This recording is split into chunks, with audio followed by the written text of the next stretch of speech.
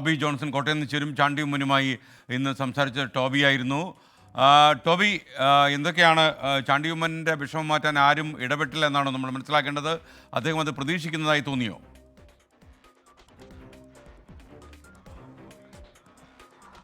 എസ്.കെ.എൻ, ചാണ്ടി ഉമ്മൻ്റെ ആ ഒരു പരിഭവം, പിണക്കം, അദ്ദേഹത്തിനുണ്ടായ വിഷമം, അത് അതേപോലെ തന്നെ അദ്ദേഹത്തിന് ഇന്നുമുണ്ട്. തന്നെ പാലക്കാട് തെരഞ്ഞെടുപ്പിൽ അർഹമായ പരിഗണന നൽകിയില്ല, അല്ലെങ്കിൽ അവിടെ ഒരു ചുമതല നൽകിയില്ല എന്ന് പറയുന്ന ആ ഒരു വിഷമത്തിൽ അദ്ദേഹം ഉറച്ചു നിൽക്കുകയാണ്.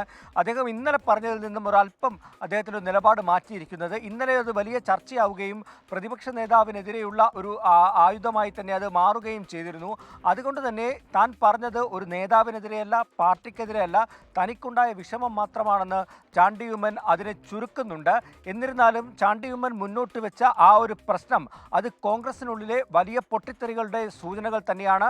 കാരണം ഇതിനോടകം തന്നെ നമുക്കറിയാവുന്നതാണ്, ഔട്ട്റീച്ച് സെൽ ചെയർമാൻ സ്ഥാനത്ത് ചുമതലയിൽ നിന്നും അദ്ദേഹത്തെ മാറ്റിയ ഒരു സാഹചര്യം ഇതിനു മുമ്പ് ഉണ്ടായിരുന്നു. അന്ന് ഉമ്മൻചാണ്ടിയുടെ 1ാം വാർഷിക ദിനത്തിലായിരുന്നു ആ ഒരു നടപടി ഉണ്ടായത്. അതിന് കാരണക്കാരായവർ തന്നെയാണ് ഇതിന് പിന്നിലുള്ളത് എന്നൊരു സംശയം ചാണ്ടി ഉമ്മൻ ഉണ്ട് എന്നുള്ള കാര്യത്തിൽ യാതൊരു സംശയമില്ല. അതുമായി ബന്ധപ്പെട്ട ചില സൂചനകൾ തന്നെയാണ് പുറത്തു വരുന്നത്. ഒരു MLA അടക്കമുള്ളവർ ചാണ്ടി ഉമ്മനെ ചുമതലയിൽ നിന്നും മാറ്റി നിർത്താൻ വേണ്ടിയുള്ള ചില നീക്കങ്ങൾ നടത്തി എന്ന് തന്നെയാണ് അദ്ദേഹവുമായി അടുത്ത വൃത്തങ്ങൾ നമ്മളോട് പങ്കുവെക്കുന്നത്. അതുകൊണ്ട് തന്നെ ഈ കോൺഗ്രസിലെ യുവനിരയ്ക്കുള്ളിൽ 2 തട്ടിലാണ് കാര്യങ്ങൾ മുന്നോട്ട് പോകുന്നത് എന്നുള്ള കാര്യത്തിൽ യാതൊരു സംശയവുമില്ല. ആ ഒരു പോര് നമുക്കറിയാവുന്നതുപോലെ ഇതിനോടകം തന്നെ ഈ സ്ഥാനാർത്ഥി പ്രഖ്യാപനം വന്നപ്പോൾ, പാലക്കാട് സ്ഥാനാർത്ഥിയായി രാഹുൽ മാങ്കൂട്ടത്തെ കൊണ്ടുവന്നപ്പോൾ തന്നെ അത് പരസ്യമായ ചർച്ചയായിരുന്നു. അതായത് ഷാഫി പറമ്പിൽ വിഭാഗമാണ് ഈ നയിക്കുന്ന ഒരു വിഭാഗമാണ് ഇതിനെ നിയന്ത്രിക്കുന്നത് എന്നുള്ള തരത്തിലേക്ക് വലിയ ചർച്ചകൾ വന്നിരുന്നു. ഒപ്പം തന്നെ സരണുമായി വലിയ അടുത്ത് നിൽക്കുന്ന ഒരു വ്യക്തിയാണ് ചാണ്ടി ഉമ്മൻ. അപ്പോൾ ഇതെല്ലാം കൂടി കൂട്ടിച്ചേർത്ത ആ ഒരു സമയത്ത് വലിയ ചർച്ചയായിരുന്നു. അതോടൊപ്പം തന്നെയാണ് യുവനിരക്ക് ഉള്ളിലുള്ള ഈ പ്രശ്നങ്ങളോടൊപ്പം തന്നെയാണ് നേതൃമാറ്റവുമായി ബന്ധപ്പെട്ടുള്ള പ്രശ്നങ്ങളും വരുന്നത്. അതുകൊണ്ട് തന്നെ 2 വിഭാഗമായി ഈ കോൺഗ്രസിനുള്ളിൽ കാര്യങ്ങൾ മാറിയിട്ടുണ്ട്. മുൻപുണ്ടായിരുന്ന AI ഗ്രൂപ്പുകൾ പോലെയല്ല, അതിനപ്പുറത്തേക്ക് അല്പസമയം മുമ്പ് സംസാരിച്ച മുരളീധരൻ പറഞ്ഞ വാക്കുകൾക്കുള്ളിൽ തന്നെ അതിന് ചില സൂചനകളുണ്ട്. അതായത് താനോ അല്ലെങ്കിൽ രമേശ് ചെന്നിത്തലയോ അല്ലെങ്കിൽ ശശി തരൂരോ ഒന്നും തന്നെ ഇത് അറിഞ്ഞില്ല എന്നുള്ള ആ ഒരു ലിസ്റ്റ് നിരത്തിക്കൊണ്ട് അദ്ദേഹം പറയുന്നതിൽ തന്നെ കാര്യങ്ങൾ ഒളിഞ്ഞു കിടപ്പുണ്ട്. എന്തായാലും ഈ ചാണ്ടി ഉമ്മൻ്റെ ആ ഒരു പരിഭവം അതേപടി നിൽക്കുകയാണ്. അതിൽ വലിയ ചർച്ചകളിലേക്ക് കാര്യങ്ങൾ പോകും. എന്നാൽ വി ഡി സതീശൻ രാവിലെ മാധ്യമങ്ങളെ കണ്ടപ്പോൾ അദ്ദേഹം പറഞ്ഞത് ഈ കാര്യത്തിൽ അദ്ദേഹം ഇടപെടുന്നില്ല എന്നാണ്. ഈ മാധ്യമ സമ്മേളനത്തിൽ പങ്കെടുത്ത ഞങ്ങളുടെ പ്രതിനിധി സജോ ദേവസിയായിരുന്നു. സജോ, യഥാർത്ഥത്തിൽ വി ഡി സതീശൻ ഈ പ്രശ്നത്തിൽ ഇടപെടാൻ താല്പര്യമില്ല എന്ന് പറയുമ്പോൾ അദ്ദേഹത്തിൻ്റെ ബോഡി ലാംഗ്വേജിൽ ഒരു അലോസരം പ്രതിഫലിക്കുന്നുണ്ടായിരുന്നു. എസ്.കെ.എൻ, അതായത് ചാണ്ടി ഉമ്മനെ മുൻനിർത്തി കോൺഗ്രസിലെ വി ഡി സതീശൻ വിരുദ്ധചേരി പടനയിക്കുകയാണ് എന്ന ബോധ്യം അദ്ദേഹത്തിനുണ്ട്. അതാണ് കഴിഞ്ഞ ദിവസവും ഇന്നും അദ്ദേഹം മാധ്യമങ്ങളെ കണ്ടപ്പോൾ വിശദീകരിച്ച കാര്യങ്ങളിൽ നിന്ന് കാര്യം വ്യക്തമാണ്. പ്രത്യേകിച്ച് താൻ ഈ വിഷയത്തിൽ ഒരു പ്രതികരണത്തിനും മുതിരുന്നില്ല എന്ന് പറഞ്ഞതിൽ തന്നെ കാര്യങ്ങൾ വ്യക്തമാണ്. അതായത് യഥാർത്ഥത്തിൽ നേരത്തെ പാലക്കാട് ഉപതെരഞ്ഞെടുപ്പിൻ്റെ ഘട്ടം മുതൽ ഈ വിഷയത്തിൽ കോൺഗ്രസിൽ അലോസരം തുടങ്ങിയതാണ്. വി ഡി സതീശനും ചില യുവ നേതാക്കളും മാത്രം ചേർന്ന് കോൺഗ്രസിലെ കാര്യങ്ങൾ തീരുമാനിക്കുന്നു. ഏറ്റവും ഒടുവിൽ പുനഃസംഘടനയുടെ ചർച്ച ആരംഭിച്ചതിന് പിന്നാലെ KPCC അധ്യക്ഷനെ നീക്കാൻ ശ്രമം തുടങ്ങുന്നു എന്നടക്കമുള്ള കാര്യങ്ങളുണ്ട്. പഴയ ഉമ്മൻചാണ്ടിയുടെ പിന്തുടർച്ച എന്ന നിലയ്ക്ക് ചാണ്ടി ഉമ്മനെ മുന്നിൽ നിർത്തുന്നു. വി ഡി വിരുദ്ധ ചേരി ഒന്നാകെ, അതിൽ പല ഗ്രൂപ്പുകളിൽപ്പെട്ട ആളുകൾ, ഗ്രൂപ്പുകളൊക്കെ ചിതറിപ്പോയി, പല ഗ്രൂപ്പുകളിൽപ്പെട്ട ആളുകൾ അടക്കമുണ്ട്. നേരത്തെ രമേശ് ചെന്നിത്തല മാധ്യമങ്ങളെ കണ്ടപ്പോൾ അദ്ദേഹം പറഞ്ഞ കാര്യം കേൾക്കണം, ആർക്കെങ്കിലും എന്തെങ്കിലും ഗ്രീവൻസ് ഉണ്ടെങ്കിൽ അത് കേൾക്കണം, ചർച്ച ചെയ്യണമെന്നതാണ്.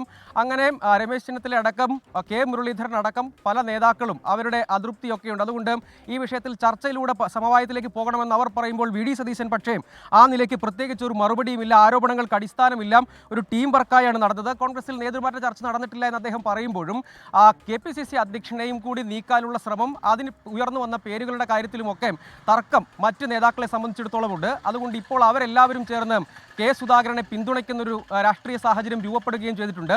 മാടായിലടക്കം താൻ മുൻകൈയെടുത്ത് പ്രശ്നം പരിഹരിക്കും എന്ന് വി ഡി സതീശൻ പറയുകയും അതിനുവേണ്ടി ഇന്ന് പ്രാദേശിക നേതാക്കളെ അടക്കം കാണുകയും ചെയ്തു. അതുപോലും കോൺഗ്രസിനകത്തെ പ്രധാനപ്പെട്ട ഒരു വിവാദമായി ഇതിനകം ഉയർന്നു വന്നതാണ്. താൻ തന്നെ മുൻകൈയെടുക്കുന്നു, ഇതാ പ്രശ്നം പരിഹരിക്കാൻ നേതൃത്വം നൽകുന്നു. യഥാർത്ഥത്തിൽ KPCC തലത്തിൽ ചർച്ചകൾ ആരംഭിക്കുന്നതിനുള്ള തീരുമാനം എടുത്തിരിക്കെ അദ്ദേഹം തന്നെ താൻ മുൻകൈയെടുത്ത് പ്രശ്നം പരിഹരിക്കും. അദ്ദേഹം നേതാക്കളെ കാണുന്നു, പ്രാദേശിക യൂത്ത് കോൺഗ്രസ് നേതാക്കളെയും വിമത നേതാക്കളെയും ഒക്കെ കാണുകയും ചെയ്യുന്നു. അങ്ങനെ കോൺഗ്രസിനകത്ത് ഇതിനകം വി ഡി സതീശൻ പൂർണ്ണമായ ആധിപത്യം എടുക്കുന്നു എന്ന വിമർശനമുള്ള ആളുകളുണ്ട്.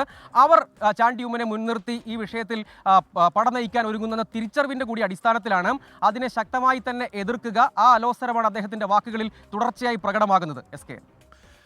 ഓക്കെ, സജോ ദേവസ്യാണ് വിവരങ്ങൾ നൽകിയത്. ഇനി സെൻട്രൽ ന്യൂസ് ഡെസ്കിൽ നിന്ന് KR ഗോപികൃഷ്ണൻ കൂടി ഈ വിഷയത്തിൽ പ്രതികരിക്കുന്നു.